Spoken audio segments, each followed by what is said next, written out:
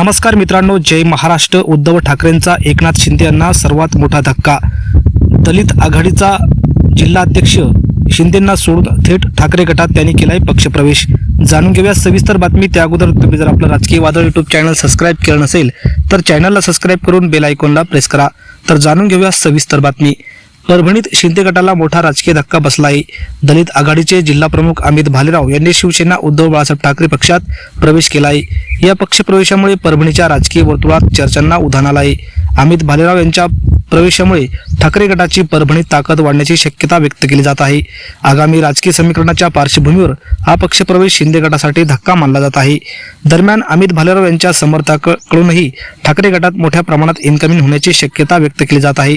त्यामुळे परभणीच्या राजकारणात आगामी काळात आणखी कोणते राजकीय उलटफेर होणार याकडे सर्वांचे लक्ष लागले आहे। या पक्षप्रवेशामुळे उद्धव ठाकरेची ताकद नक्कीच परभणीमध्ये वाढणार असं देखील बोललं जात आहे।